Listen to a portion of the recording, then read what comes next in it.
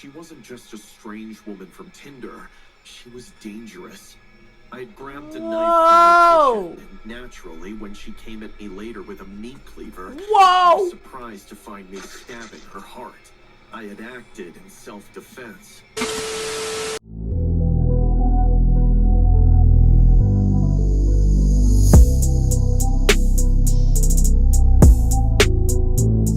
Today we are back with another scary animations reaction video. I haven't done one of these in a while. I'm getting back to my old roots. Yes, I am. I am reacting to two true Tinder horror stories animated made by SSG Animations. I will link this video down below and let's just get right into it. Hello, my name is Richard and I've been in a relationship for about 5 years. I met my girlfriend on Tinder, and since then everything has been wonderful. You know, it's a miracle that I'm with my girlfriend since I have a dark history with Tinder. Let's just say that on Tinder, there are very good people and very bad people. And among a tiny percentage, hidden among the meanest people, there is Angela, the most cruel and evil person I have ever met. In the beginning, Angela didn't really seem like a bad person. I found her on Tinder and she stood out among all the girls. At first, I thought there was no way she was going to like me back. She was too cute for me, and I knew it. Aww, you thought she was out of your league. As soon as I gave her a like, I left my cell phone and went to get something to eat. But as soon as I was leaving, my cell phone rang. It was a notification from Tinder. Immediate response. To my absolute surprise, I had made a match with Angela. After that, everything went pretty smoothly. We started talking, and to my amazement, Angela was charming. She had a magnetic personality that immediately grabbed me. We shared similar tastes. We had the same sense of humor, and our conversations were fluid and engaging. Days passed, then weeks, and our virtual connection grew stronger. Everything was going great until we decided to meet. One cold autumn night, Angela suggested we meet in a secluded spot. Although it seemed strange, I didn't question it. Maybe she said meet in a secluded spot. Listen, even though you're a man meeting up with a girl, you should still be careful about your surroundings. You should still be careful about who you meeting, because you never know if it's a girl or it could be a whole man pretending to be a girl and they just try to meet up with men to kill him. All that extra stuff. Although it seemed strange, I didn't question it. Maybe she liked quiet places. Not all girls were restaurant people or crowd pleasers. We met in a small dark park where the shadows stretched out like long fingers of darkness. When I arrived, Angela was already there, a charming smile on her face. To my surprise, she set something down beside her. Hey, what did you bring a Polaroid for? To capture moments. Sit down, you'll understand. We sat on a bench and for a while, everything was normal. Angela asked me a bit about my life and I asked her a bit about hers. Nothing separated this date from a normal one. But gradually, the atmosphere changed. Hey, have you ever killed any animals? Whoa. What? Excuse me? Hello? I was joking. Calm down. I thought you had a sense of humor. Even That's though she not told funny. me it was a joke, something in her eyes had changed.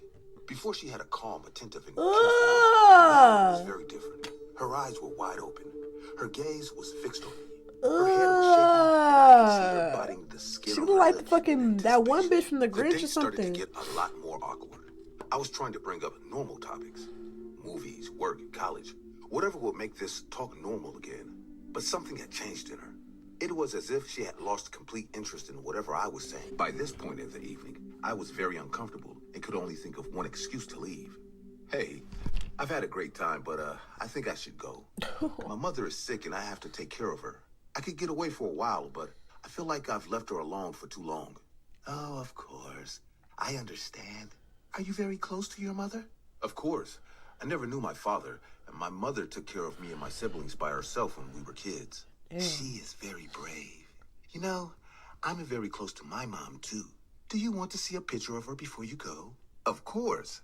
Angela reached for a picture on her cell phone. Okay, now she looked normal again. More normal. Right. Maybe I was being a little over the top with her. As she reached for the picture on her cell phone, I couldn't help but notice how cute she was. It was as if she had a glow of her own, a unique joy that made her unlike anyone I had ever met before. Here, I found a picture of her. Look at it. I grabbed the cell phone eagerly, and when I looked at the screen, I was confused at first. At first, I was confused, but when I understood what I was seeing, I froze. In the picture, there was a woman who looked very similar to Angela, but she was dead, dismembered, cut into pieces. Angela was in the picture too. Blood was all over her body, especially on her face, which had a huge smile and eyes. I would have dropped the phone and hauled ass. Blood was all over her body, especially on her face, which had a huge smile and eyes similar to the ones she had a few minutes ago. A flash brought me back to reality. She was with the Polaroid in her hand, taking a picture of me. See, you always have to be ready to capture the best moments. You should see your reaction. Angela, tell me this is a joke. Tell me this is a joke in bad taste. Please tell me this is not real. It's all a joke. You have nothing to worry about. As I was saying that, something shone against my face. That's when I realized that Angela had a huge knife in her hand. Whoa! Before she could use it, No, yeah, chair. no, I would have ran after I saw the watched picture. as This the first date. If I see a picture of a nigga standing over his mama with blood all over with a fucking creepy ass face, especially the eyes I just saw, I'm dropping the phone and running my black ass on. I'm not fucking sticking around. I'm not sticking around to see this date works out. Fuck that. No, I'm very understanding, but not that understanding. The fuck? Before she could use it, I got up from my chair and started to run. I watched as Angela reacted to try to grab me before I left, but she didn't do it fast enough. I ran as fast as I could. Yeah, I had to get away run. from that place. I had to get to a police station to report what I saw. It might just be a person with a knife who I had already left behind, but I felt that the danger was more latent than ever. As I ran, I heard an engine It's a behind car. me. She chasing you with a car. Oh I tried to get shit. off the road as quickly Oh as possible, but it was too shit. late. Oh my god. That bitch ran him over. Oh my god. Before I could jump out, she hit me with the car on the side of my body, and I fell down injured. Angela braked her car a few meters later and headed towards me. The park had Whoa, already she been tryna- and I was in the area tryna with back huge up grassland into you. and trees. Luckily for me, I was able to crawl in the dark and hide behind a tree. Angela was looking for me, Oh walking my slowly, examining the god. whole area. This, She didn't know why would your first Tinder date be at the fucking forest? Why? Like, actually, why? Like, why would you do that, bruh? Angela was looking for me, walking slowly, examining the bruh. whole area. She didn't know where I was, but I felt that every step I took, she was getting a little closer. For a moment, I came to believe that she really did see me, only that she was making me suffer as long as possible. She was already a few steps away from me. She was going to kill me, and she was just going to make one more anecdote of Angela. One more picture for her collection. I wanted to defend myself, but my body hurt too much. I couldn't even stand up. Right, As she Angela ran was your about to ass find me, over. There's a two more car dudes. Hey, are you okay? Of course. I just lost a ring.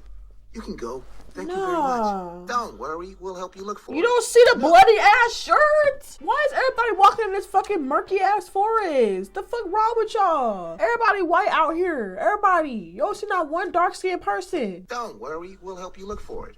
No. I've already found it. Thank you very much anyway. And that's when it was all over. Angela simply went back to her car and sped off. To the confused looks of the Them other guys, niggas saved knowing she his was clearly life lying, for but not real. interested enough to investigate what Angela was really looking for. I took advantage of that moment to crawl away from that area. And when I had reached a point where Angela would not find me, I called one of my brothers who picked me up. Once my brother dropped me off at the hospital, I called the police, but they couldn't find Angela. She had no Of course social not. You networks. waited too Her fucking Tinder profile had long. disappeared, and she had made sure that no clues led back to her. I even doubt that her real name is Angela. As I told you before, Probably ain't I even gave Tinder Angela. a try again, and that time Probably it worked out Thomas. well. I met my current partner in a public place, and I had already seen all Yeah. her social networks before we met. I never heard from Angela again, and to tell you the truth, I'm thankful I didn't. Who knows what Good. Angela Why might wouldn't have you be done, who she thankful? might have met on Tinder, and what fate would have befallen those poor people who perhaps, unlike me, could not escape. Damn. For a 50-year-old divorcee, life is no piece of cake. You invest all your youth in a man only for him to cheat on you when you lose your youth and your skin starts to have wrinkles. That's my story, by the way. Oh no. After the divorce, I moved into my aunt's house where she left me in her will. The house was a bit old, but had a classic vintage vibe to it. It was a 2-story house with 2 bedrooms, a kitchen, and a spacious living room. Okay. Both of my kids are happily married and busy with their lives, while I am adjusting to this new single life. The only good part about the post-divorce life is the peace of mind I have and this beautiful house. I have a stable job. Okay.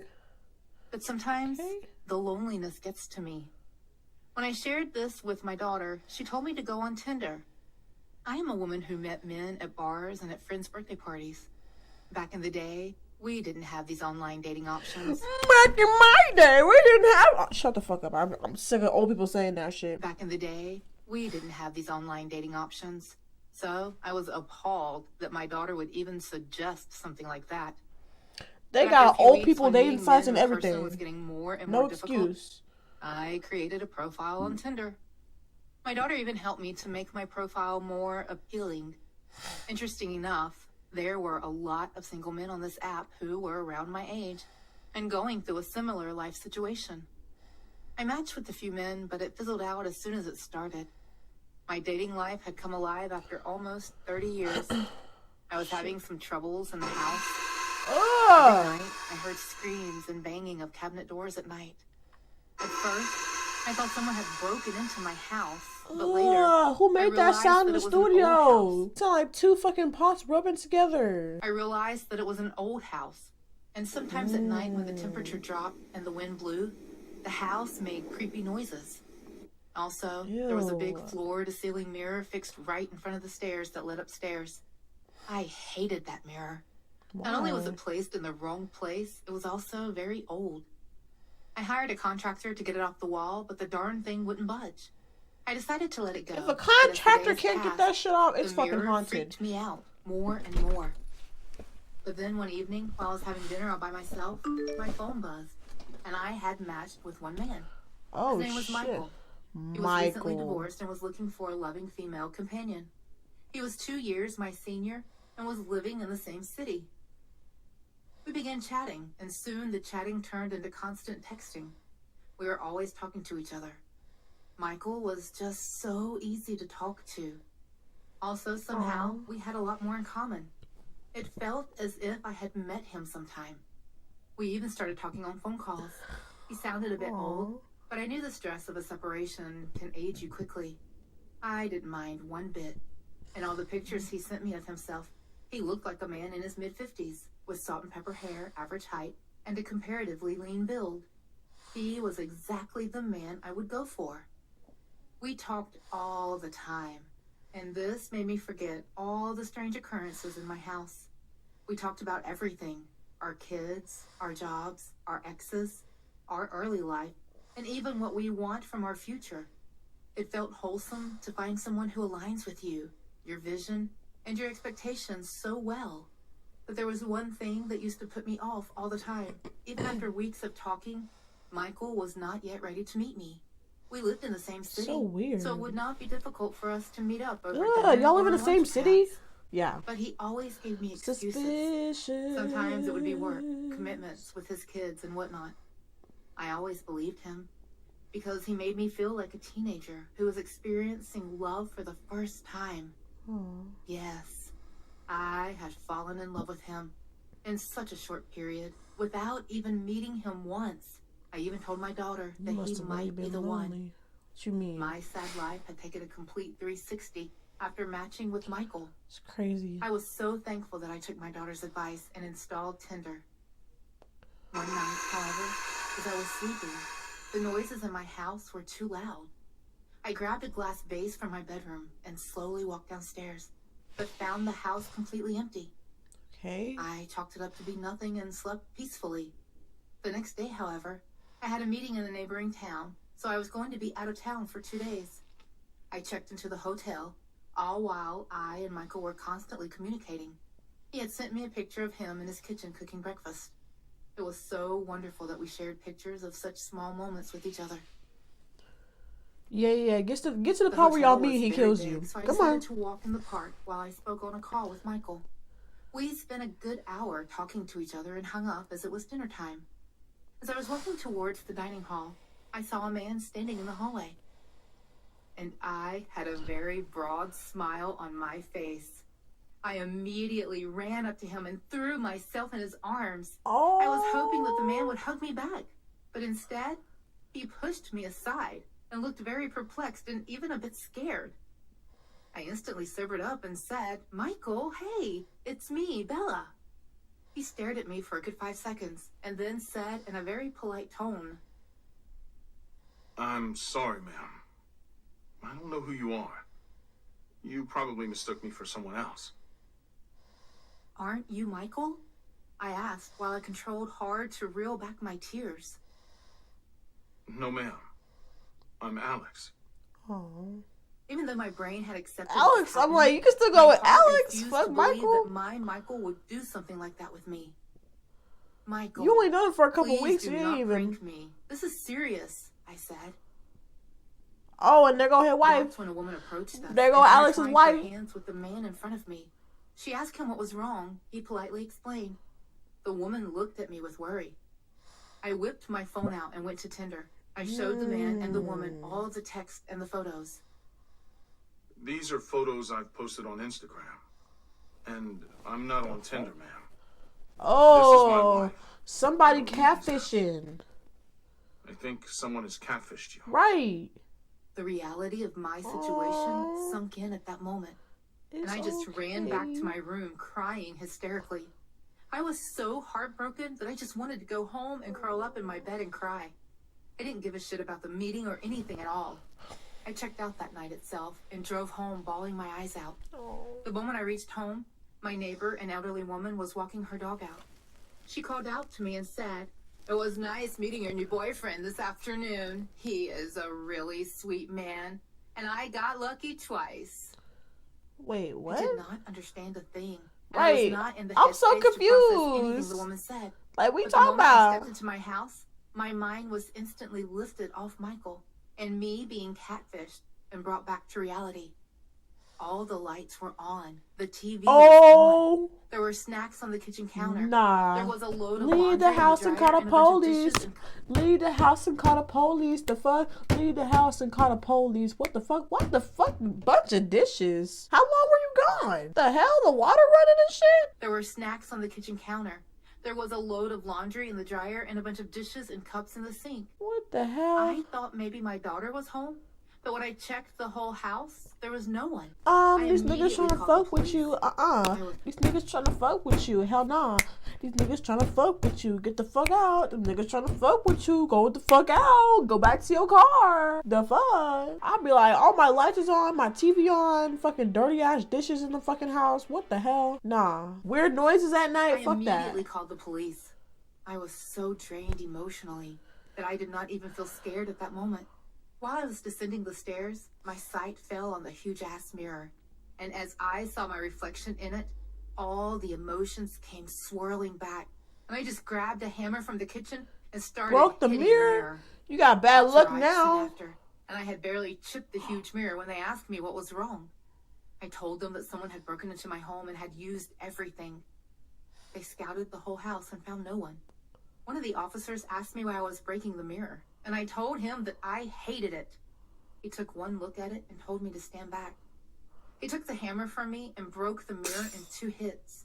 Behind the mirror was a wooden door. What the which fuck? I had no clue. Oh my god, there's someone living in the house. It's a whole door behind the fucking mirror. That's such a random placement. Oh my god, what a twist. Behind the mirror was a wooden door. What which the I had no clue about. What? Somebody The living in the kicked open fucking the door, and there was a small room Oh my with a bed, some books, some food, and gosh. clothes. And Clo- on the bed lay It's a an small old man. They He immediately probably the one arrested him and texting moved his her. belongings. I was so scared and devastated that I did not even know how the hell my life changed so much in less than 24 hours. When they checked his Oh, phone, hell he too was on no. Tinder.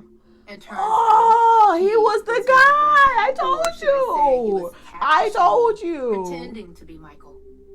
When the cops interrogated him, he confessed that he had moved into the secret room soon after my aunt died and was living there rent-free for years. But then Oh, my suddenly God. I moved in, and he could not move around the home freely. So, to distract Oh, me and hell keep me no. occupied, he found out that I was on Tinder and catfished me, pretending to be the man of my dreams. He picked up some photos from the internet of a guy I might like, and his plan was working fantastically until I showed up unannounced at home that night. He used the two-way mirror to keep an eye on me.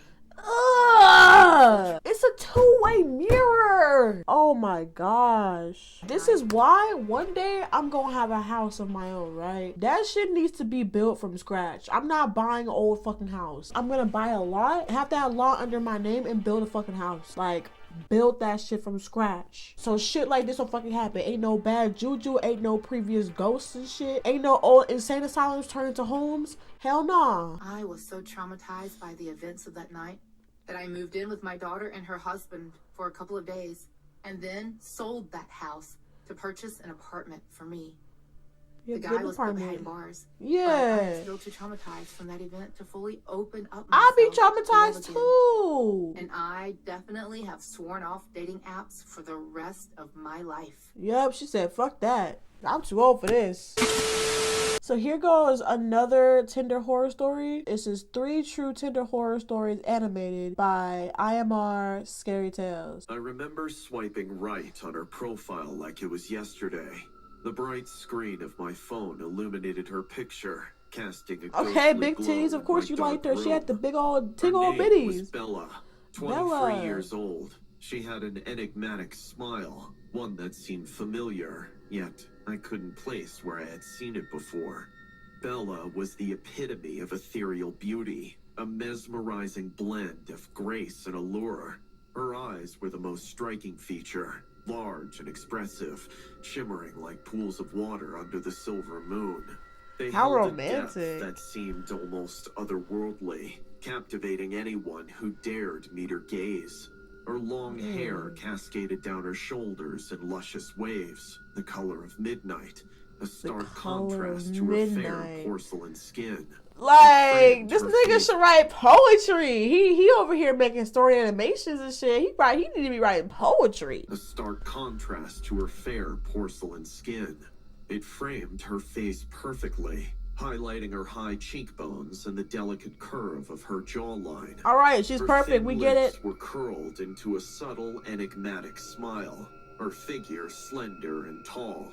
Every aspect of her appearance was harmonious, creating an aura of elegance and an undeniable magnetic pull that was impossible to ignore. God Her bio damn. was You intriguing, thirsty? We but get pure. it. Just a quote from a famous Nigga. poet. She was really into true crime documentaries, True preferred to Netflix crime. and chill, and had a thing for good food. I felt drawn to her, somehow wondering if I have come across her before. After a few exchanges of witty banter and flirtatious remarks, we agreed to meet at a local bar. I had never been there before, but the name sounded Ride the oddly tide. familiar. As I approached the bar, a strange sensation washed over me. The neon God. sign flickered, casting a surreal light on the pavement. It felt like I was walking into a scene from a movie that I had seen long ago. A sense of deja vu that I couldn't shake off. The bar was dimly lit, with old jazz music playing in the background and a familiar scent of bourbons and cigars lingered in the air. The atmosphere was intimate, almost too perfect. She was already there, seated at a corner Big table. titties sitting her on the eyes table, you reflecting know, the dim shit. lights. As our eyes met, a shiver ran down my spine.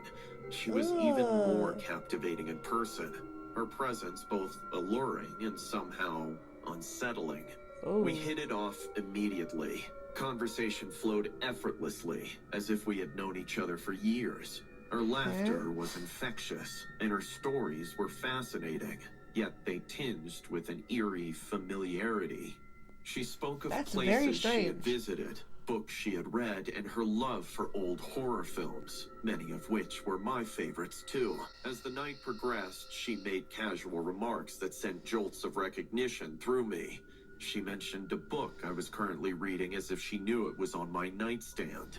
She referenced a horrific dream, exactly like the one I had a week ago, a chilling nightmare that I hadn't shared with anyone. Each coincidence was more bizarre than the last, blurring the lines between reality and something otherworldly. When I finally gathered the courage to ask her about these strange coincidences, she was quick to brush off my question with a smile. But then she dropped a tantalizing prospect. She invited me to her place. Whoa. By then, the drinks had clouded my judgment, and her sheer allure was irresistible. I Oh, agreed, but he I thought he could was gonna not get some fully pussy, but he really understood finna get the killed. gravity of my inebriated decision. The drive to her place was a blur. Of The streets were course. empty and the night seemed unusually She still, probably drunk as if the world was too. holding its breath. But when we arrived at her apartment, a chilling realization dawned upon me. I had been there before. The layout, the particular painting on the wall, the shaman rugs with weird symbols, even the way the door creaked as it opened. It was all too familiar. She was quick to lead me to her bedroom and close the door behind her. She leaned in to kiss me on my cheek before excusing herself to fill us some wine. But as soon as I was there and saw a particular She into book witchcraft? on the top Dark of the magic? desk, I froze. Dark magic of the Amazons. And in that Of the moment, Amazons is the crazy. déjà vu, the dreams, the nightmares, they all made perfect sense. My memories flooded back in fragments, disjointed and hazy. I remembered swiping right on her profile, but that was not yesterday. It was the day before. The same bar, the same conversations, the same eerie coincidences. I had lived this very night the previous day as well. But there was something more, something sinister that I had forgotten. My heart raced as I recalled the chilling discovery from the previous night that I had spent at that place.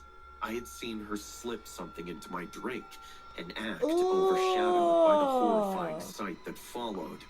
In her kitchen, amidst the normalcy of utensils and herbs and Indian spices, lay a collection of knives like one I had never seen before. She into witchcraft. They were not meant for cooking, but for something more gruesome. Like butchering? Then I had come across the bones in her trash, scattered carelessly, which she had nonchalantly explained were for her dog. Whatever Please be so for real. What dog? I don't see no damn dog bowl over here. Fact, because in that moment, I recalled saying to myself, "There's no dog in this apartment." Like, thank you. Panic had surged through me as the truth dawned. She wasn't just a strange woman from Tinder. She was dangerous. I had grabbed a knife from the kitchen, and naturally, when she came at me later with a meat cleaver, she was surprised to find me stabbing her heart. I had acted in self-defense. Before I could even think what I had done, I was quick to dump her body in the bathtub. I fled, the horror of that night haunting me. But as these memories resurfaced, reality twisted into a nightmare.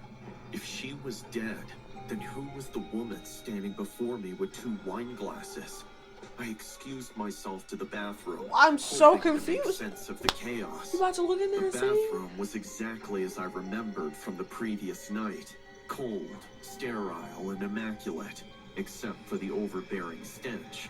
And then there she was, in the bathtub, lifeless. Oh just my as I left her body. gosh. The room spun around me, my mind struggling to comprehend the This gotta be a impossible. nightmare. This man is the killer. That's the If twist. she was dead, who was the girl outside? Her twin? Returning to the living room, I was met with the most Her terrifying corpse? sight of my life. The woman, the one that I had been with all night, Oh, stood no. there. But she was different. Her Oh. eyes were pitch black, voids of darkness that seemed to consume the light around her. Her skin was unnaturally pale, and the wound in her chest, the one that I had inflicted, was a grotesque testament to her death. In that moment, the horrific truth became clear. I had been on a date with a ghost, the vengeful spirit of the cannibalistic woman I had murdered the previous night. She had orchestrated this nightmarish repeat of our last Right, and he encounter. probably was going on a date with the air, with nothing, like it's fucking Empire. Remember that one season of Empire where Andre thought he was dating a girl, but the whole fucking time she was a damn ghost? This nigga was going crazy talking to him fucking self. She had orchestrated this nightmarish repeat of our last encounter, a macabre replay leading to her ultimate revenge. As she lunged at me, her teeth transformed Oh into scissor-like my blades, God, a twisted Slender Man? smile on her ghostly face. I stumbled backward, terror gripping my heart. The world around me faded into darkness soon as fountains of blood gushed through my neck, and as life started escaping my body, I felt her cold, purple lips kissing my cheek for one last time. How was he alive to tell the story? Because now he dead. Yeah, I'm done. Okay, so that was me reacting to Tinder horror stories animated. Let me know what y'all think about these stories. Did they make you feel uneasy? Are you scared? Are you shitting your pants? Let me know in the comments. And follow me on my social medias because I post way more on my Instagram than I do here. And yeah, I'll see y'all next video. Bye.